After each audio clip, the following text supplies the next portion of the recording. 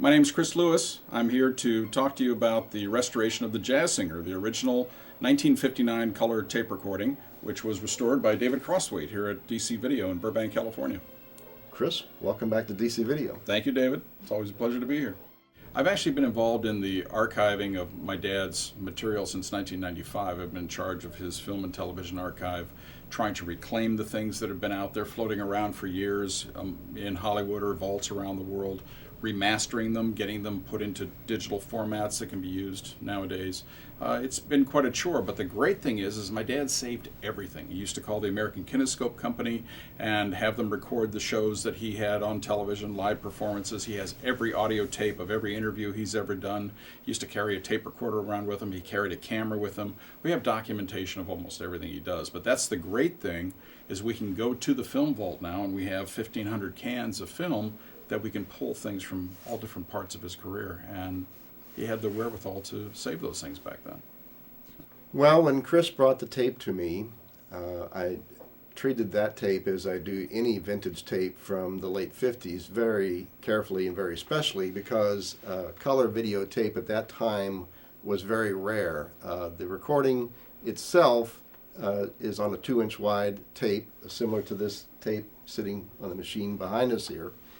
And it's in a very, very delicate state. So when you're putting up something that is a one-of-a-kind only copy, you're very careful that everything is just right, so that there's no wear and tear on the tape. So when I received the tape and placed it on the machine, we knew, first of all, it was a very special day that we have this tape to begin with. And once we played it, we found the tape to be physically in good shape, considering its age of being 50 years old. But the recording itself was unusual in a couple of regards. The color recording process was a very non-standard and since abandoned recording scheme had developed by RCA. We also found out that this was not the first generation copy. In addition to that, the recording scheme for making the duplication was also very non-standard. It wasn't merely a button push on the machine. It required several steps of recovery to get a color picture that was recognizable. And then from there we went through the process of restoration and cleaning it up. This recording of the Jazz Singer is very rare color videotape. Color videotape really didn't get into much production until about 1958. It was NBC, because of their use of color on the air, that they had a necessity to develop a machine that could record and play back color, particularly for the West Coast zone delay. So your father's videotape, some of the very early surviving color tapes in existence. It's very much an honor to have that tape on our machines and be able to reproduce it and clean it up. My dad's contribution to television really goes back to the early 1950s, when he first, with Dean Martin, they were on television shows. So they were on the very first Ed Sullivan, Toast of the Town in 1948, and he became fascinated with the medium. So he was always involved in learning about television, how it worked, and it was just a magical medium for him. So in the 1950s, when he decided he wanted to start directing himself, he had to look for ways of using the technology to see himself. So in his first directorial debut in The Bellboy in 1960, he actually put a video camera next to the film camera so that he could watch himself on monitors around the set. This was the only way he could see himself. Videotape didn't come into play until his next feature, The Ladies' Man, in 1961. The primary reason why the Jazz Singer hasn't been seen since the original airing, which was October 13th, 1959, was because it was something different. My dad was the top box office star in the world at the time, and they were used to seeing a funny Jerry Lewis. So people really weren't sure about watching a dramatic Jerry Lewis. It wasn't somebody that they were familiar with seeing. The Jazz Singer was the very first talking picture back in 1928, and so it's something that everybody was so impressed by. So my grandpa Danny did some of those songs in his vaudeville routine, and then my dad, growing up hearing that, later released an album in 1956 called Jerry Lewis Just Sings, and many of those were Al Jolson songs. As a matter of fact, Rockabye Your Baby with a Dixie Melody sold 1 million copies. My dad has a gold record from 1956. Here's this crazy nut jumping around all day long, and he records Rockabye Your Baby, and it becomes a #1 hit. So it was pretty amazing.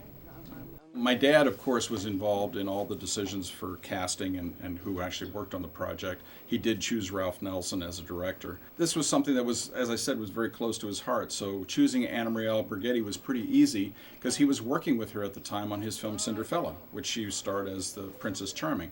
My dad, in 1959, made a handshake deal with Paramount for $10 million. It was the largest contract between a star and a studio at the time, but it was a handshake. He was very much in control of his career, and he said one of the things that he wanted to do is he did not want somebody else to own his heart and soul, what he put into his projects. So The Jazz Singer, just like many of his films, were his copyright. He owned them from the beginning. If he was going to put so much of himself in it to create it, he wanted to own it, and that was part of the very, very smart business decisions that he made back then. With Paramount, it was after 30 years, the negatives revert back to me. Well, in the 1950s, 60s, they went, sure, why not? You know, this stuff isn't going to be any use to us at that time. Well, of course, that was before DVD and cable channel and all this other stuff. So he was very smart that way. But it was more from a point of view of being a creator, being an artist. He had a great level of respect for his art form, and he wanted to have it. He wanted to own it, so it was always treated with the respect that it was due. That decision he made and that insistence probably is the reason why a show such as The Jazz Singer will be seen again. Exactly. That's why. Yeah. I think he decided to do The Jazz Singer basically in homage to Al Jolson. It's something that was very close to him, to his heart. He loved Jolson so much. And doing The Jazz Singer was something that also threw back to his grandfather. His grandfather was a rabbi. So my great-grandpa Morris was a rabbi, is something that was very close to my dad's heart. But also doing a dramatic role was something that I think appealed to him at the time. He wanted to spread his wings. He wanted to try different things. He was writing, producing, directing for the first time. He was doing a lot of stuff, and this was something that I think really, really appealed to him. And I'm not so sure people were ready for a dramatic Jerry Lewis after seeing so many years of the top box office stars in the world, first Martin and Lewis and then my dad by himself, doing nothing but comedy. So it was kind of tough for them to see. But that's why this piece, I think, is so important, because it truly is an expression of art. It is his art form. It's the form that he respected as the ultimate expression of his creativity. And that's what it is. That's how it has to be looked at. I think my dad making The Jazz Singer in color was indeed because he loved the medium of television. He loved the new technology of color television. And he was able to do it back at the time. He had the clout to basically get whatever he wanted. But once again, he was using that power, he was using that clout to create the best possible product he could as an artist. It was all about the creativity, and he loved color. So he always loved lighting things so that the colors came out.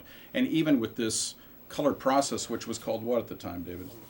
The process was called heterodyne color, for the playback on the air of color. Mm-hmm. So as opposed to your father doing a live program, it was a videotape production which was edited together and then aired off color tape, which there was not very much color tape in existence at that time. Mm-hmm. And that was physically cut, so the tape was actually physically edited. Physically splicing the tape, yes. Yeah, yeah.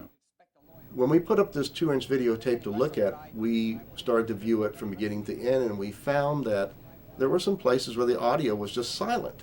There was nothing there. So we come to find out after talking with Chris that there was this kinescope that existed. A kinescope recording is basically a film that was shot off a high-quality television screen.